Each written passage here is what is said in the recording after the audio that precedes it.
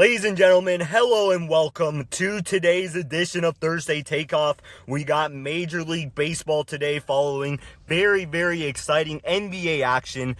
That will be recapped tomorrow as we get ready for the Game 2. But for today, we got some baseball. It is the Thursday Takeoff. We got 9 games today, so 9 out of the possible 15 games. So that's not bad. I mean, some Thursdays you get like 6 games, 7 games. We got 9 games today, which is absolutely fantastic. A lot of getaway days. So if you do not know about the baseball schedule, on getaway day, that means the last day of the series. That means one or both teams leave the city after the game. They play in the afternoon to give time for travel. So therefore, we got some games that are going to start at 1 o'clock Eastern time or 12 o'clock Central, or if you're way out in the Pacific, at 10 o'clock. With that out of the way, let's just quickly go through Tuesday. We went 1 for 3 on the free picks. Got Kyle Harrison, well over 6.5 strikeouts. I mean, he was absolutely mowing down his former team. That was the San Francisco Giants. Grayson Rodriguez, not a great outing, and neither was a great game from Chandler Simpson. And honestly, a staggeringly terrible series from the Tampa Bay Rays. We go through that right here. Chandler Simpson did not score a run, didn't even get on base in Tuesday's game. Detroit absolutely blew him out. But then we got the standings. We got the Rays still in first, but the Yankees have caught up. The Rays just absolutely have not been playing well. They're 2-8 in their last 10. They got swept by Detroit. And Detroit is in the bottom of the barrel here in the American League. So this is a tough one.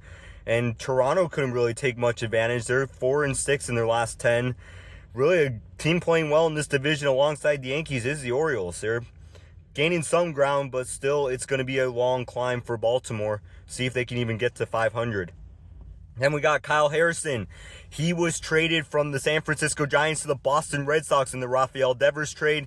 Then the Red Sox traded him to Milwaukee. Milwaukee just continues to find people. It is incredible to see how well they operate and how well they really, you trade a guy like Freddie Peralta.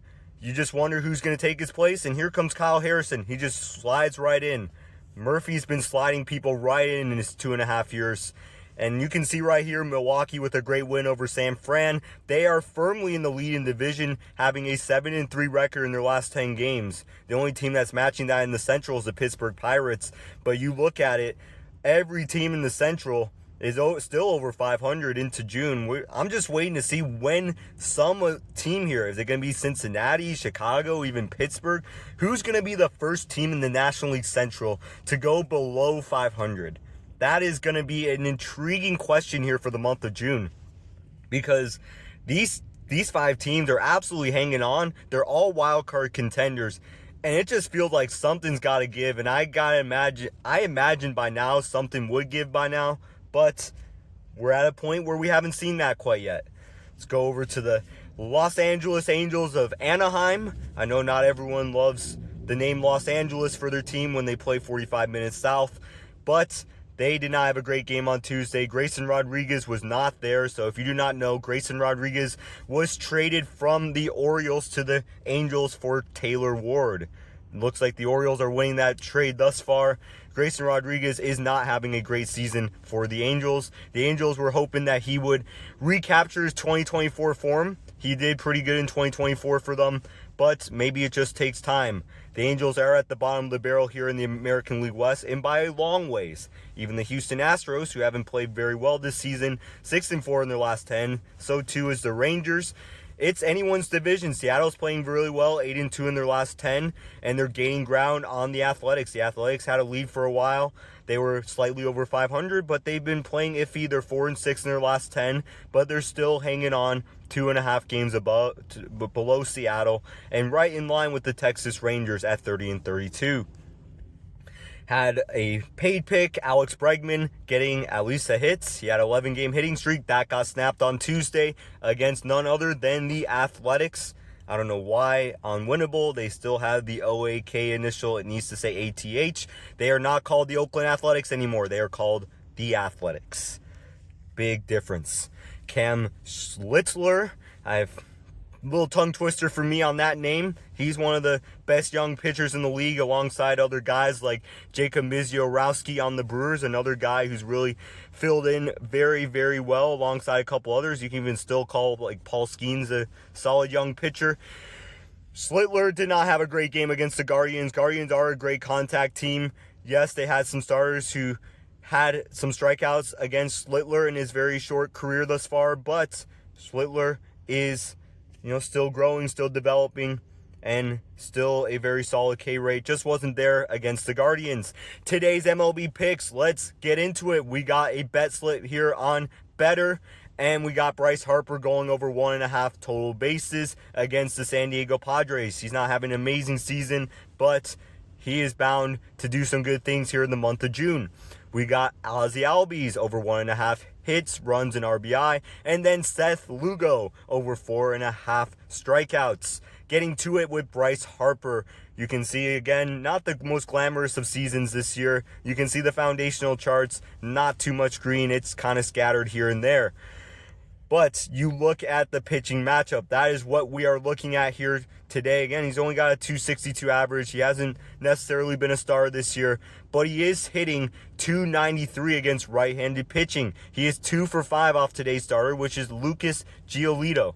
Now, they were once teammates in the Washington Nationals. That was like 2015 before they traded him to Chicago in the Adam Eaton trade. He played a while for Chicago. He didn't really get much reps against him in the Chicago White Sox while he was with Washington and then with Philadelphia. Then he went over to Boston, got a few at-bats against him when he was with Boston. He also kind of spent some time in Cleveland and Anaheim, so he's been everywhere. He's now in San Diego, but Lucas Giolito has gotten some looks at Bryce Harper. Bryce Harper's gone 2 for 5. Lucas Giolito has had very limited work this season so far, 12.2 innings, but not great, even though it does have a 2-0 record. Again, remember that the run support and the bullpen is a huge part of what shows in the record, not just the overall performance by the pitcher. So therefore, we expect Bryce Harper, with a very favorable pitching matchup, to have a very solid day against Lucas Giolito.